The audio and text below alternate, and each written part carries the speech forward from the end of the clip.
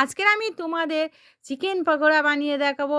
আর picnic স্পেশালে আমি এটাও রেখেছি, কারণ পিকনিকে সবাই প্রথম কিন্তু স্টার্টার হিসেবে পকোড়াটাই করে। তো চলো কিভাবে বানাচ্ছি দেখো, খুব সহজভাবে দেখাবো। দোকানেও এইভাবেই বানায়। আর দেখো, প্রথমে বোনলেস চিকেন নিয়েছি এরকম ছোট ছোট টুকরো করে। তো এর মধ্যে দিয়ে দিচ্ছি আদা রসুন পেস্ট আর লঙ্কা পেস্ট। এবার দিয়ে দিচ্ছি স্বাদ মতো লবণ, গোলমরিচ গুঁড়ো, আর দিয়ে দিচ্ছি হলুদ গুঁড়ো, একটুখানি লাল লঙ্কার গুঁড়ো। তো তারপরে মোটামুটি লাল লঙ্কার গুঁড়ো দিচ্ছি, আর একটুখানি কাশ্মীরি লঙ্কার গুঁড়ো। তাহলে আর একটু দিয়ে দিচ্ছি মানে ভিনিগার একটুখানি দেবো, আর একটু সয়া সস দেবো। এখানে ভিনিগার আর সয়া সসটা দেবে, দেখবে পকোড়ার টেস্টটা কিন্তু একদম দোকানের মতো হবে বা অনুষ্ঠান বাড়ির মতন হবে। তো তারপরে হাত দিয়ে খুব ভালো করে কিন্তু মেখে নিচ্ছি দেখো। আর মাখাটা ভালো করে মেখে নেওয়া হয়ে গেলে এটা কি করব, আমি সাইডে রেখে দেব। মোটামুটি একটু ম্যাগনেট করা থাক ঘন্টাখানেকের জন্য। তো 1 ঘন্টা পরে আমি দেখাচ্ছি দেখো। 1 ঘন্টা পরে আমি ফিরে এলাম, আবার ওর মধ্যে দিয়ে দিচ্ছি। আর দেখো চিকেনগুলো মোটামুটি এই যে মশলাগুলো কিন্তু খুব ভালোভাবে ওর মধ্যে সোপ করেছে। এবার দিয়ে দিচ্ছি পেঁয়াজ কুচি। তো পেঁয়াজ কুচি দিয়ে দিলাম। একটু পেঁয়াজটা ভালো করে হাত দিয়ে এইভাবে মিজে মিজে দিলেই কি হয়, পেঁয়াজটা নরম মতো হয়ে যাবে, পেঁয়াজ থেকে জলটাও মোটামুটি বের হয়ে যাবে। তো দেখো এইভাবেই মোটামুটি মিজে মিজে আমি কিন্তু দিয়ে দিলাম। তো তারপরে দিয়ে দিচ্ছি কাঁচা লঙ্কা কুচি, আর একটু ধনেপাতা কুচি দিয়ে দিলাম। আর এখানে কর্নফ্লাওয়ার, এখানে 2 চামচ কর্নফ্লাওয়ার দিয়ে দিলাম। আবার লাগলে আমি আরও একটু দেবো, একটু লবণ স্বাদ মতো দিয়ে দিলাম। আর বেসন দিয়ে দিচ্ছি 2 চামচ। মোটামুটি কর্নফ্লাওয়ার বেসন সমান সমান দিচ্ছি। আর একটা ডিম এতে ফাটিয়ে দিয়ে দিলাম। তারপরে মেখে নেব হাত দিয়ে। তো দেখো, একটা ডিম ফাটিয়ে দেওয়ার পরে হাত দিয়ে কিন্তু আমি মেখে নিচ্ছি। আর কোনো জল টল এখানে এখন দেবো না। আগে দেখি যদি লাগে তাহলে, না হলে দেবো না।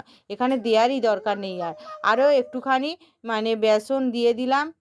তো 1 চামচ মতোই দিয়ে দিলাম, কারণ একটু মনে হচ্ছে লুজ। তো এখন ঠিক আছে। তো এবার একটু টেস্টটা বাড়ানোর জন্য, অনুষ্ঠান বাড়ি বা দোকানের মতো টেস্ট করার জন্য 1 চামচ মতো আমি টমেটো কেচাপ দিয়ে দিলাম। এটা দিলে কিন্তু টেস্টটা একদম ওই রকমই হবে। তো তারপরে ভালো করে মেখে নিলাম দেখো। দেখে বুঝতেই পারছো খুব সুন্দর করে কিন্তু মেখে নিলাম। মাখা হয়ে গেছে। এবার গ্যাস অন করে আমি গ্যাসের উপরে কড়াই বসিয়ে কড়াইয়ের মধ্যে তেল গরম করতে বসিয়ে দিয়েছি। তো তেলটা গরম হোক। একটু তেলটা গরম করে নিতে হবে। তো যখন তেলটা মোটামুটি গরম একটু হয়ে যাবে, তখন আমি পকোড়াগুলো একটা একটা করে ছেড়ে দিব। তো দেখো মোটামুটি তেলটা গরম হয়ে গেছে, এবার আমি পকোড়াগুলো ছেড়ে দিচ্ছি। আর এই সময় গ্যাসের আঁচটা আমি মিডিয়াম টু লোতে রেখে দেবো। দিয়েই কিন্তু পকোড়াগুলো ভেজে নেব। তো দেখো, একটা করে চিকেনের পিস নেব, আর এরকম পেঁয়াজ একটু মশলা টশলা নিয়ে গায়ে কি সুন্দর একটু মানে প্রলেপ মতো করে না, ওইভাবেই দিয়ে আমি দিয়ে দিলাম। তো এখানে কয়েক পিস দেওয়ার পরে উল্টে পাল্টে আমি ভেজে নেব। তো কড়াইটায় দেখে বুঝতেই পারছো খুব বড় না, একটু ছোট মতো। তো সেই জন্য অল্পই দিয়েছি। আর তবে সাইজগুলো পকোড়ার কিন্তু বড় বড় হয়েছে, যেহেতু পেঁয়াজ টিয়াজ দেওয়া আছে না, একটু বড় বড়। তো এইভাবে উল্টে পাল্টে একটু সময় ধরেই কিন্তু ভাজতে হবে। আর দেখে তোমরা বুঝতেই পারছো, কালারটা দেখে, কালারটা কিন্তু আস্তে আস্তে কতটা সুন্দর চলে আসছে দেখো। তো এইভাবে ঘুরিয়ে ঘুরিয়ে একটু সময় ধরে ভাজতে হবে, কারণ একটু সময় ধরে যদি পকোড়াগুলো ভাজা হয় তাহলে খুব ক্রিস্পি হবে আর খুব ক্রাঞ্চি হবে। তো তোমরা দেখে বুঝতেই পারছো কিভাবে আমি একটু সময় ধরে সুন্দর কালার করে ভেজে নিয়েছি। তো পকোড়াগুলো মোটামুটি আমার ভাজা হয়ে গেছে।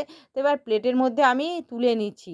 দেখো, প্লেটের মধ্যে তুলে নেওয়ার পরে আবারও বাকি পকোড়াগুলো এই সেম একইভাবে কিন্তু আমি তেলের মধ্যে দিয়ে দিচ্ছি দেখো। আর একইভাবে আমি উল্টে পাল্টে সুন্দর কালার করে ভেজে নেব। তো পকোড়াগুলো হয়তো একটু ভাজতে সময় লাগবে, কিন্তু খেতে দুর্দান্ত লাগে, খেতে সময় লাগে না। তো দেখো উল্টে পাল্টে এই ব্যাচটাও ভাজা হয়ে গেছে। আর কালারগুলো দেখে বুঝতেই পারছো কতটা সুন্দর কালার হয়েছে। তো এইভাবে সবগুলোই কিন্তু বানিয়ে নিয়েছি। আর একটা ভেঙেও দেখাচ্ছি দেখো, একটু ঠান্ডা মতো, কতটা সুন্দর হয়েছে দেখে বুঝতেই পারছো। তো তোমরা এইভাবেই কিন্তু পিকনিকে পকোড়া বানিয়ে নিতে পারো, চিকেন পকোড়া বানিয়ে নিতে পারো, খেতে অসাধারণ হয়। তো প্লেটের মধ্যে আমি সাজিয়ে দিলাম দেখো, দেখতে যেমন সুন্দর, খেতেও দুর্দান্ত।